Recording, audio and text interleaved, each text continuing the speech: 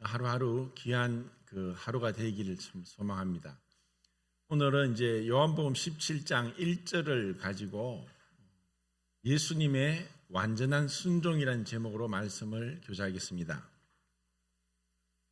요한복음 17장 1절 한 목소리로 읽도록 하겠습니다. 17장 1절입니다. 시작.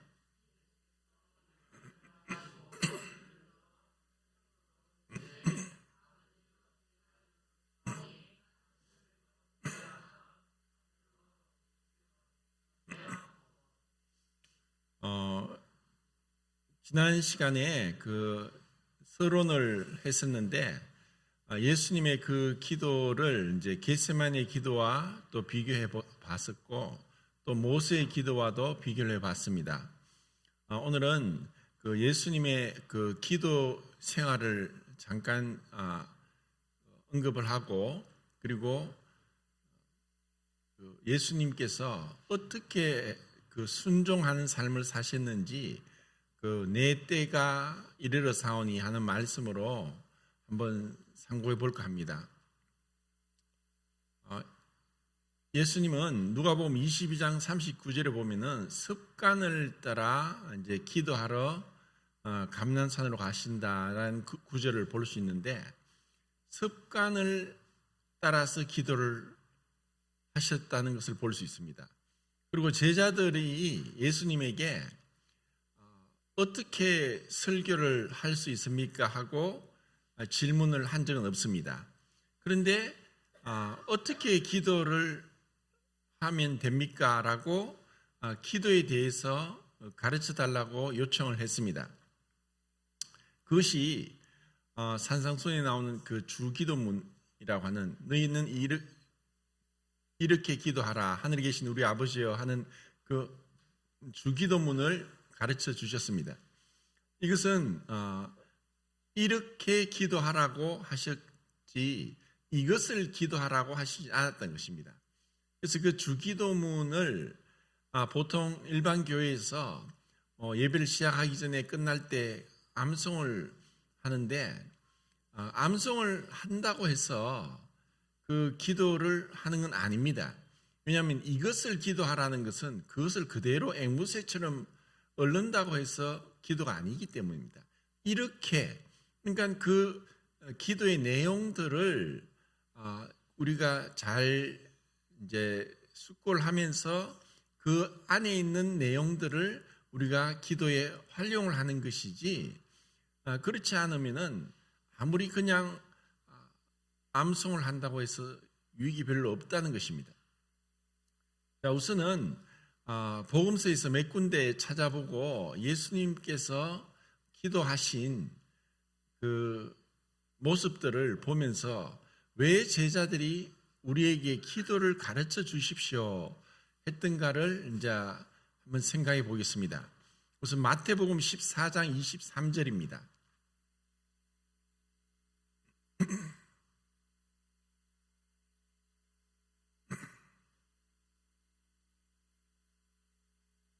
한 목소리로 읽겠습니다. 시작.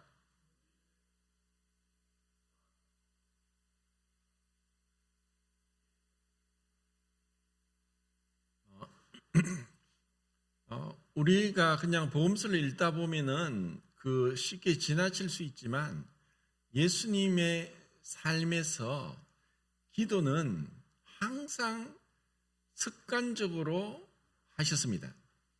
보통 그 무리들이 계속 따라다니고 그런 따라온 무리들 중에 병자들은 다 고침을 받았습니다. 예수님 앞에 와서 고침을 받지 못한 병자는 없었습니다. 왜냐하면 그분은 어떠한 병이든지 고칠 수 있는 분이기 때문입니다. 죽은 자도 살리신 기적을 3번이나 하셨습니다.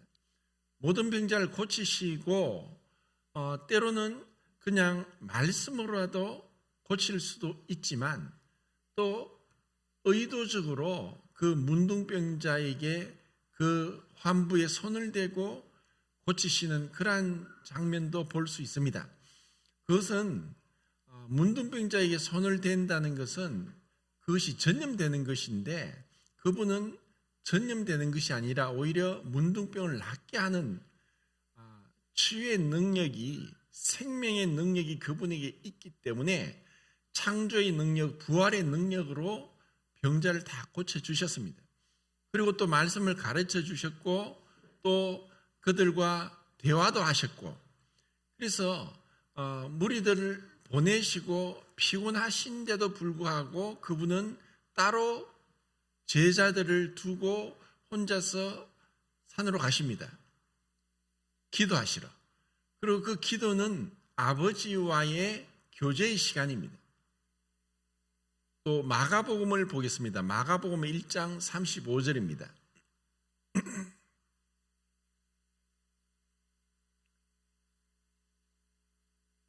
마가복음 1장 35절 시작.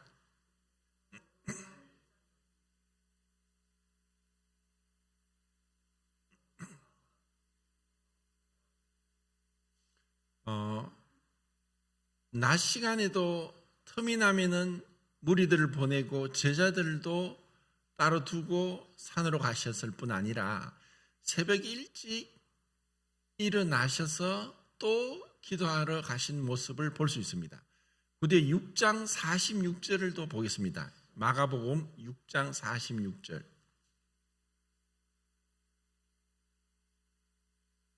시작.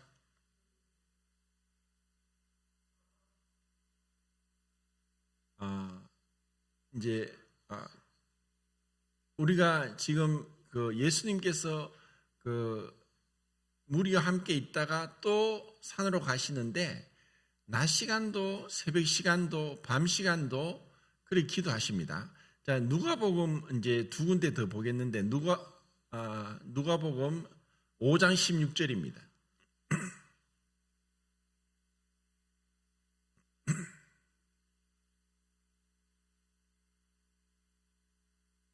시작.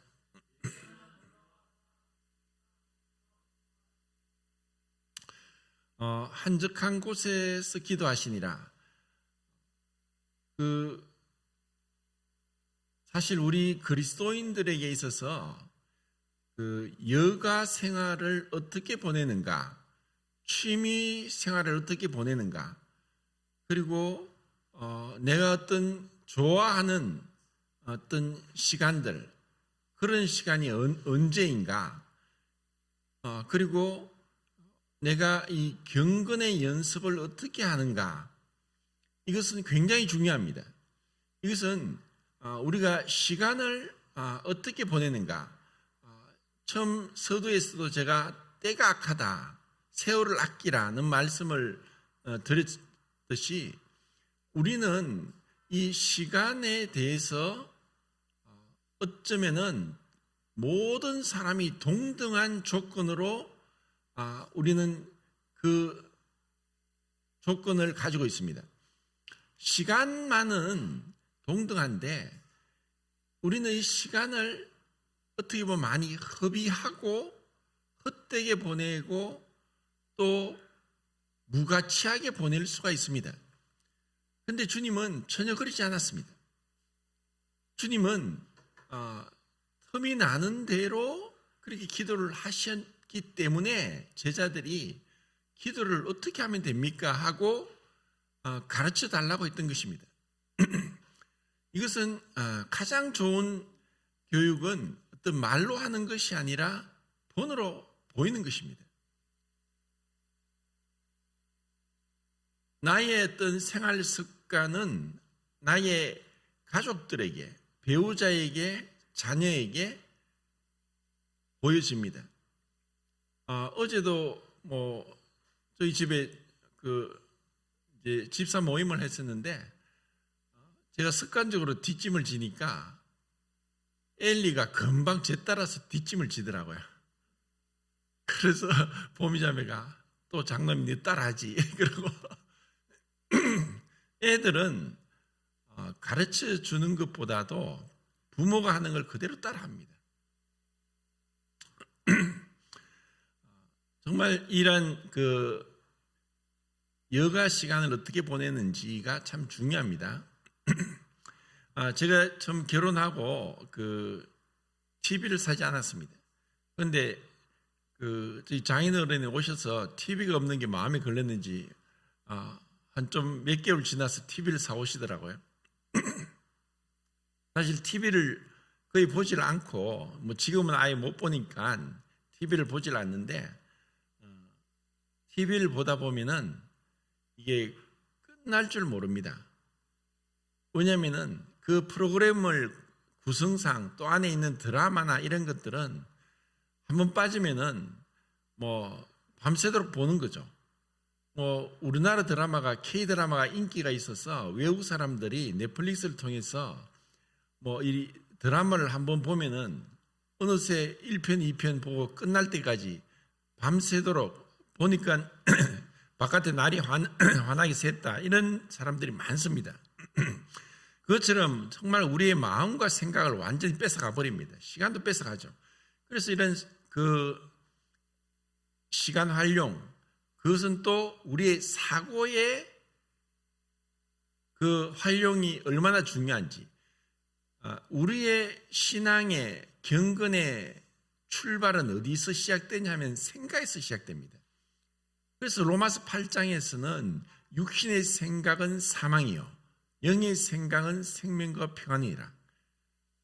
육신의 생각은 사망을 이루고 하나님을 기쁘시게 할 수 없다.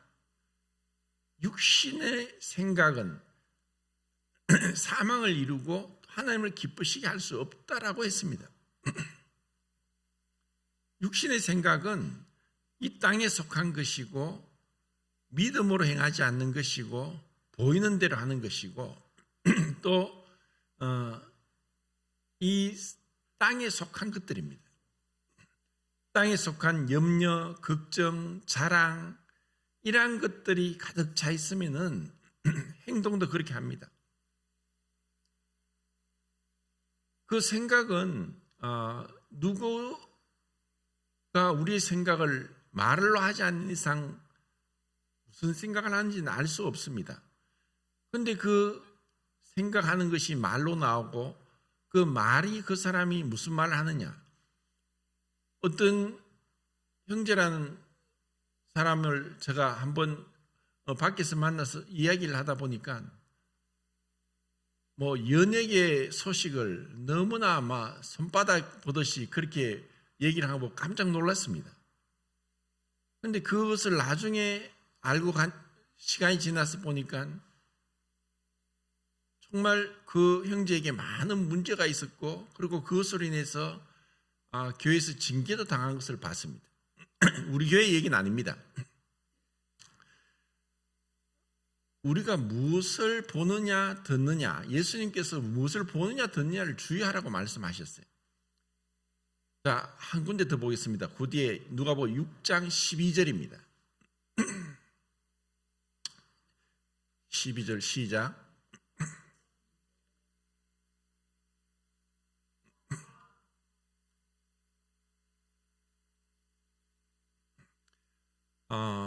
이제 예수님께서 밤새도록 기도하셨다고 했습니다. 왜 밤새도록 기도하셨을까요?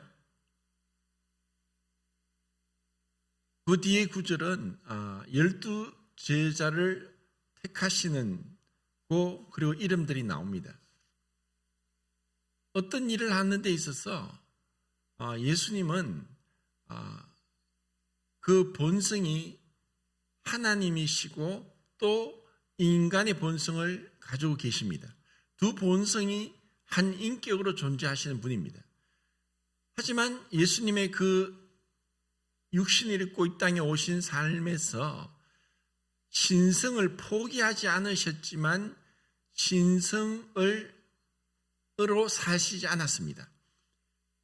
전적으로 우리가 동일한 육체로 이 약한 육체를 가지고 사셨습니다. 그분이 원하는 대로 때로는 신성의 능력을 취하시고 한 것이 아니라 그분이 삶 가운데서 인성으로서 인간의 육체, 우리가 동일한 육체를 가지고 계셨지만 항상 기도하셨고 성령의 충만하심 가운데 성령의 능력으로 일을 행하셨습니다.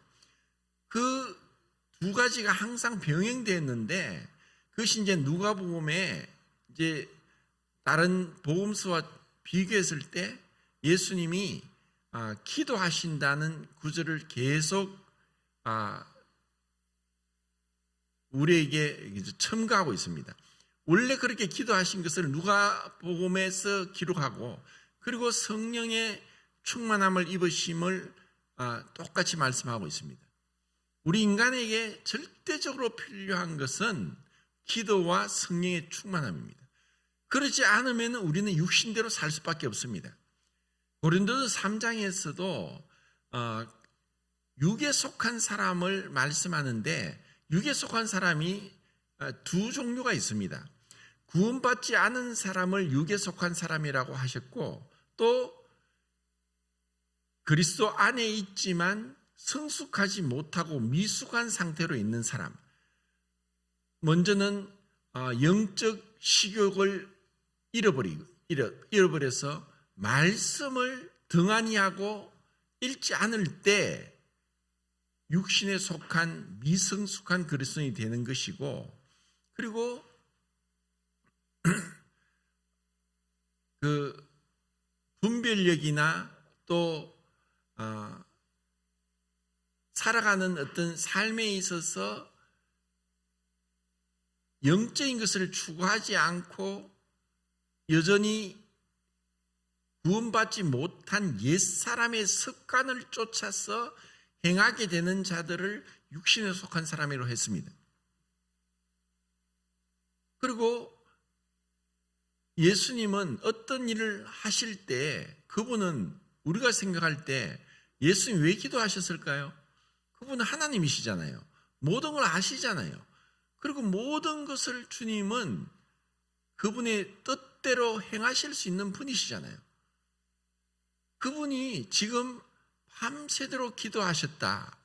이것은 마치 자칫 우리가 오해해서 그분이 뭔가 부족해서 아니면은 뭔가 모르시기 때문에 계속 어떤 밤새도록 기도해서 뭔가를 알고자 해서 그런 것이 아니라 여기서 밤새도록 기도하시는 것은 그 하나님 아버지와의 친밀하고 긴밀하고 가장 가깝고 뗄래야 뗄 수 없는 그런 교제를 하고 있는 그러한 모습으로 우리가 봐야 됩니다. 왜냐하면 우리가 사랑하는 사람과 있으면 시간 가는 줄 모르는 거예요. 사랑하니까. 예수님이 밤새도록 기도하신 것은 그분의 이 공생애를 시작하면서 제자를 선택하는 데 있어서 모든 걸 알고 계시지만 지금 그분의 신적인 능력으로 모든 걸 알고 계시는 그런 모습으로 행하시는 것이 아니라 우리가 동일한 육신을 입고서 아버지 앞에 아버지의 뜻을 구하고 아버지 뜻대로 행하기 위해서 행하는 그 모습이 밤새도록 기도하는 모습이고 그리고 그렇게 해서 12 제자를 택하셨다고 말씀하고 있습니다. 어떤 일을 제가 듣기로는 어떤 신혼부부인데 이제 이따가 아이를 출산을 했어요. 그런데 아이들이 크면서 이제 어느 시기 되면 자주 아프고 또 이유도 모르게 열이 나서 38도가 넘어가기도 하고 39도가 되기도 하고 그러면 정말 당황스럽고 어떡하든 그럴 때는 빨리 이제 병원에 가는 게 상책이죠. 그리고 빨리 가는 게 좋습니다. 그런데 어떤 그 부부가 빨리 병원으로 가야 되는데 갑자기 잠깐 기도하고 가자라고 그 형제가 얘기하고 그래서 자매는 막 마음이 급한데 막 준비를 하다가 그래 기도하자 하고 기도하고 그렇게 병원을 갔대요. 그런 얘기를 들으면서 우리가 어떤 일을 할 때 정말 하나님께 어떤 기도하는 그러한 것을 우리는 다윗을 통해서 볼 수 있어요. 다윗이 얼마나 자주 그렇게 기도를 합니까? 그는 전쟁에 나갈 때마다 기도했습니다. 한 번도 기도를 멈춘 적이 없었어요. 내가 이전에는 내가 이렇게 승리했기 때문에 그 경험을 가지고 어떤 여호수아 같은 경우도 그 여리고 성에서 대승리를 하고 합니다. 그런데 그 다음 아이 성에서는 기도 없이 갔다가 패배를 하는 거예요. 우리 사람은 그래요. 그 전에 경험했으니까 자연스럽게 하는 거예요. 그런데 다윗과 같이 승리를 했다 할지라도 전쟁에 나갈 때는 이전은 아니라 지금 또다시 하나님께 기도하고 승리를 의탁하는 거예요. 예수님이 그렇게 하신 것처럼 이 기도의 자세, 그래서 우리에게 사도 바울이 가르치는 쉬지 말고 기도하라. 마치 우리가 호흡을 하듯이 기도는 항상 내가 하나님의 임재를 생각하고 그 하나님의 임재를 갈망하고 그리고 그 임재를 믿음으로 내 것으로 취하고, 분명히 예수님은 볼지어다 내가 세상 끝날까지 너희와 항상 함께 있으리라 약속을 하셨어요. 그리고 우리가 믿음으로 그리스도를 우리 마음의 주로 삼아 거룩하게 하고, 이미 우리는 다 그런 성령이 영원토록 우리와 함께 하시고 떠나지 않는다라고 약속을 하셨어요. 그런데 우리가 그것을 생각하지 않고 그냥 육신대로 행할 수 있는 자들인 거예요. 그러니까 우리가 쉬지 말고 기도하라는 것은 단순히 기도가 내가 눈을 감고 무릎을 꿇고 기도하는 것만이 기도가 아니라 우리의 모든 생각이 항상 하나님 앞에 열려 있고 그분 앞에 있고 그분을 생각하고 잊지 않는 그 마음, 정말 앉아나서나 주님 생각, 이런 마음이 정말 기도하는 마음이라는 거예요.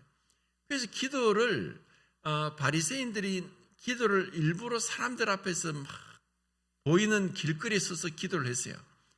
왜냐하면 기도는 하는 사람은 거룩한 사람이고 또 믿음이 좋은 사람이라는 칭찬을 듣고자 해서 그런 거예요.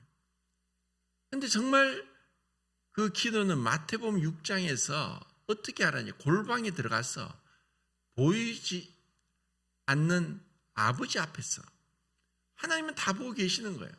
그래서 우리가 어떤 사람들 앞에 그런 것을 떠벌리는 것도 어쩌면 자기 의가 될 수 있고 자랑이 될 수 있고, 또 그것이 오히려 마귀로부터 우리가 걸려 넘어지게 할 수 있는 그런 올무가 될 수 있기 때문에 정말 주의해야 되는 거예요. 우리의 마음이 늘 주님을 향해 있으면은 그것이 바로 기도고 주님이 원하시는데, 그럼에도 불구하고 예수님께서 습관을 쫓아서 기도하시고 한적한 곳에 틈만 나면 한적한 곳으로 가셔서 기도하시고 밤이 맞도록 기도하시고 새벽 미명에 일찍 일어나서 기도하시고 또 밤새도록 기도하시고, 이러한 모습들을 우리에게 주님이 가르쳐 주시고 또 우리에게 본을 보여주신 거예요. 이것이 참 중요하다는 생각이 듭니다. 그리고 이제 주님께서 때가 이르렀다는 이 말씀을 지금 하시는데, 그 앞에서 요한복음에서 그 때에 대해서, 그 때는 이 말씀을 하시는 것을 보면서 이제 몇 군데 찾겠는데, 얼마나 철저하게 예수님은 기도를 통해서 하나님의 뜻을 구했을 뿐 아니라 그 마음 중심의 시간에 대해서도 철저하게 하나님의 뜻 가운데서 행하셨던 그 마음 중심의 그 모습을 보게 됩니다. 이것이 주님의 완전한 순종의 모습입니다. 그러니까 어떤 것을 행하기 전에 기도하실 뿐 아니라 또 그 일을 행하는 방법과 시간에 있어서까지 철저하게 아버지의 말씀에 순종했다는 것입니다. 이것은 정말 우리는 이것이 얼마나 어려운 일인지 정말 가면 갈수록 깨닫는 것 같아요. 사단이 왜 사단이 되었냐? 그는 자기의 뜻을 실천하고자 했던 거예요. 자기의 뜻. 하나님께서 그 천사라는 존재를 하나님의 형상대로 만드시고 우리 인간과 비교할 수 없는 월등한 피조물로 만드셨어요. 그리고 이 우주를 다스리는 피조물이었기 때문에 우리 인간은 이 우주에서 이 지구라는 작은, 너무너무 작은, 정말 누가 칼 세근이라 말했듯이 창백한 푸른 점, 이 지구를 그렇게 표현했어요. 보이저 1호가 이 목성토성을 탐사하기 위해서 1977년도에 발사되었는데 그 보이저 1호를 지구를 향해서 한번 그 촬영을 하게 했고, 그때 우주에서 유일하게 조그만 점이 푸른색으로 보였어요. 그래서 그것을 창백한 푸른 점이라고 했어요. 그러니까 우주에서 우리는 그 창백한 푸른 점에 붙어 있는 먼지 같은 존재라요. 이런 존재임에도 불구하고 우리는 우리의 뜻이 있고 고집이 있고 내 계획이 있고 야망이 있고 많은 것들을 있고 그것을 어쩌면 포기하지 못하고 주장을 하는 거예요. 사단도 능력을, 이 우주를 다스리는 능력을 가지고 있으면서 내가 북극지표에 자정하겠다. 내가 지극히 높은 자와 비기겠다. 그런 하나님께 도전하는 뜻을 세우고 그렇게 실행을 했던 거예요.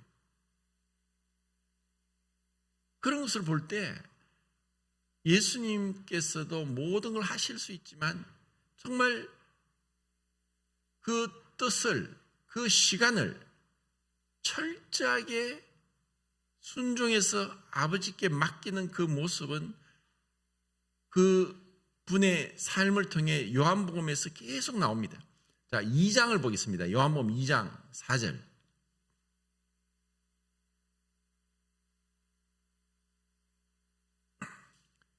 시작.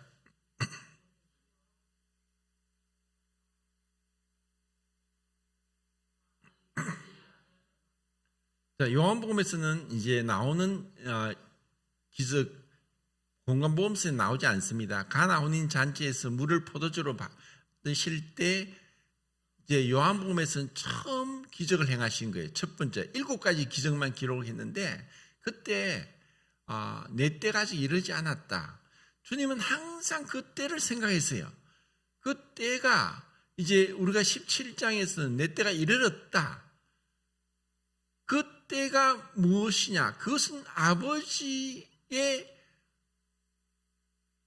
뜻이고 아버지와의 그 상의했던 그 뜻, 그것은 우리의 죄를 담당하기 위한 속죄 제물이 되시기 위한 그 때, 그 때를 위해서 주님은 계속 잊지 않고 아버지의 뜻을 순종하기 위해서 아직 그 때가 되지 않았다.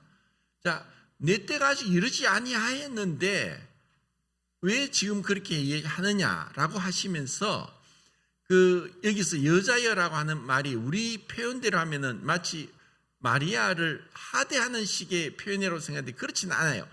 헬라식으로서는 이것이 그런 뜻이 아니고 존중하지만 그 뜻을 아버지 뜻에서 그 시간을 맞추고 있고 아직까지 그때가 이르지 않았다는 것을 가르쳐 주는 거예요. 자, 구대 7장을 보겠습니다. 7장 6절.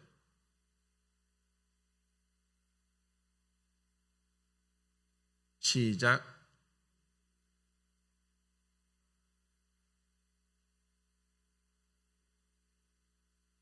8절.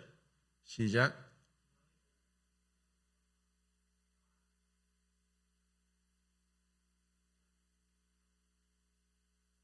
30절 시작.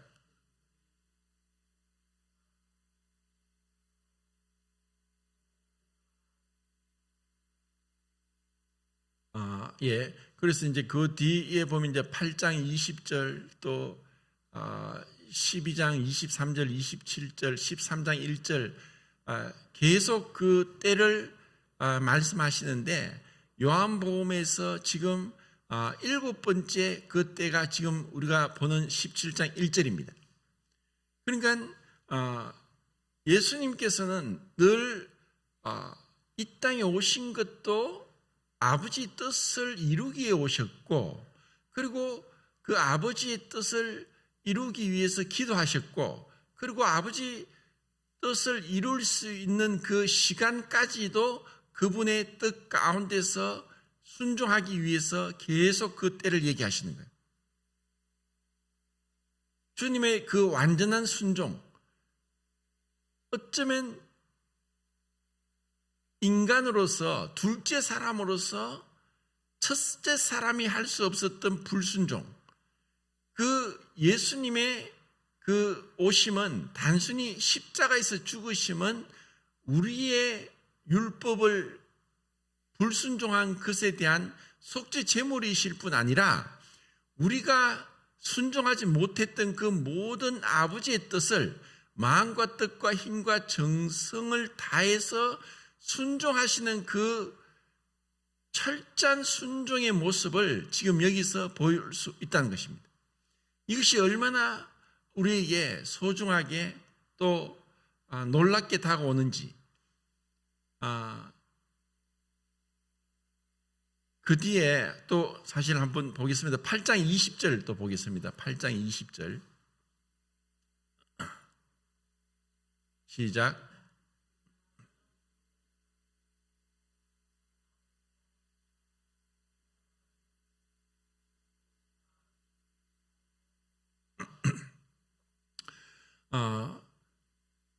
그 주님이 그 때가 점점점 가까이 오고 있는 그 가운데서 그분은 그분의 뜻대로 임의대로 행한 것이 하나도 없습니다.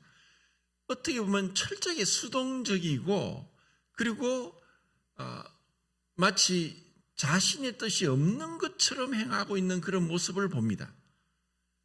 우리는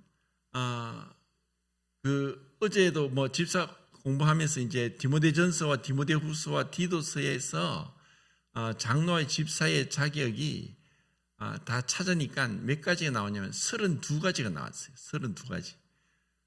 근데 사실 그것을 볼 때 정말 부담이 되고, 누가 이렇게 할 수 있겠는가? 나는 이런 자격이 안 돼. 하는 게 솔직한 심정이에요.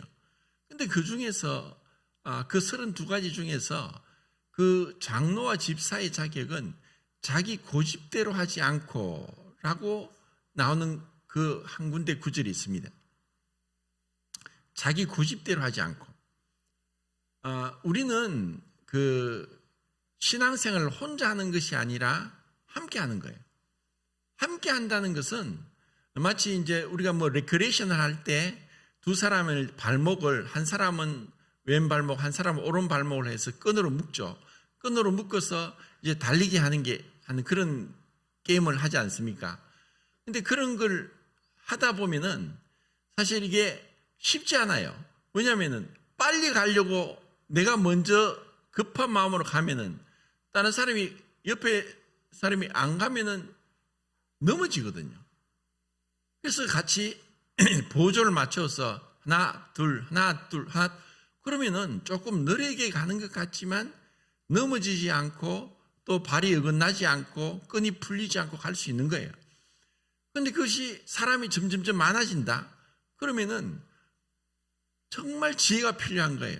내가 어떤 경우에 뭐 소수의 사람이 대다수의 사람보다 소수의 사람들이 뭔가 마음에 어떤 눌림이 있고 그런 것에 대해서 알게 모르게 자격지심이 있고, 그런데 그런 소수의 몇 사람에 대해서 배려하지 않고 대다수 사람들만 생각해서 어떤 말을 하거나 행동을 했을 때 그 소수의 사람들이 마음이 어려워질 수 있는 것까지 배려하면서 생각하고 행동하는 것들이 어떻게 보면 지혜로운 것이고 그것이 사랑인 거예요. 그래서 사랑은 자기 이익을 굳지 않고 무례히 행치 않는 거예요. 그냥 내가 내 기분대로 내가 성질 난다고 막 그렇게 하는 것은 아직까지 우리가 미숙한 것이고 영적으로 어린아이기 때문에 그런 거예요. 정말 우리가 말로 사랑하는 게 아니거든요. 그런데 말로 함부로 하는 것은 또 상처를 주는 거예요. 우리는 내 형제 중에 지극히 작은 자에게 한 것이 주님께 한 것이라면은 지극히 작은 자에게 행하지 않은 것이 주님께 행하지 않은 것이에요. 주님은 상한 갈대를 꺾지 않고 꺼져가는 등불도 끄지 않는다. 이사야서의 말씀에 그렇게 말씀하신 것처럼 주님은 그렇게 하셨어요. 주님이 성전을 정결케 하신 그 모습을 두 번을 볼 수 있거든요. 공생애를 시작할 때 요한복음 2장에서 그리고 예루살렘 나귀를 타고 입성하시고 이제 공간보험서에서 이제 나오는데 요한복음 2장에서 보면은 이 예루살렘 성전이 완전히 장사꾼 소굴로 변해버렸어요. 왜냐하면은 어떻게 보면은 이 예루살렘에서 왜 그렇게 장사꾼 소굴이 됐느냐? 소 파는 사람, 양 파는 사람, 비둘기 파는 사람, 돈 바꾸는 사람, 막 온 사람들이 다 있는 거예요. 시간이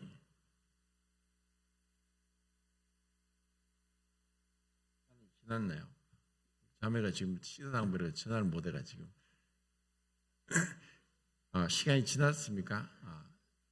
예. 율법에는 모세오경에는 유월절과 오순절과 초막절 이 1년에 세 절기, 7절기 중에 세 절기는 무조건 모든 남자가 예루살렘에 가야 돼요. 그런데 그 말씀을 지키기 위해서 이미 BC 586년도에 남한국 유다가 바벨론의 멸망을 받았어요. 그 바벨론 포로를 끌려가고 전세계 흩어졌습니다. 그랬는데도 아직까지 그들은 주권을 회복 못하고 지금 로마 식민지 가운데 있어요. 그래서 전세계 흩어진 유대인 남자들이 유월절, 오순절, 초막절에는 예루살렘에 오는 거예요. 그러니까 오기 위해서 제사를 드려야 되는데 그 멀리서 이 희생 제물로 드릴 그 소나 양을 데리고 올 수 없잖아요. 그 돈을 가지고 오는데 또 성전에서 쓰는 성전 세계를만 써야 돼요. 일반 세속적인 돈을 쓰면 안 되는 거예요. 그 돈을 바꿔요. 성전 세계로 바꾸고 그걸로 다시 소나 양이나 비둘기를 사는 거예요. 근데 그들을 예수님이 노하셔서 끈으로 채찍을 만들어서 다 쫓아내는 거예요. 다 쫓아내고 그 돈 바꾼 사람의 상을 엎어버리고 그러면서 비둘기 파는 사람에게 어떻게 하셨느냐? 이것을 가지고 가라 하고 비둘기 파는 사람한테는 상을 엎지 않았어요. 왜냐하면은 그걸 엎어버리면 비둘기가 날아가 버리니까 그 사람에게 손해를 주잖아요. 그러니까 그런 가운데서도 예수님은 그 성전을 정결케 하는 의분을 일으키시면서까지도 그 배려하시는 거예요. 이 사람들이 손해를 보지 않도록. 이것이 주님의 그 사랑의 모습이에요. 자, 이렇게 이제 시간이 다 됐습니다. 베드로후서 1장 3절부터 11절까지 읽어보시고 이 말씀을 통해서 제가 결론을 내릴까 했는데 시간이 다 됐네요. 정말 우리에게 그분을 사랑함으로 그분을 기쁘게 하고 그분을 마음을 불편하게 하지 않는 것처럼 우리가 신앙생활을 하면서 성도들을 기쁘게 하고 불편하게 하지 않고 무례히 행치 않고 그리고 배려하고 또 내가 그들의 종이 되어서 희생하는 삶, 그것을 주님이 삶으로서 보여주셨고 우리가 그 주님의 뒤를 따라가는 그러한 모습이 되기를 바랍니다. 이상입니다.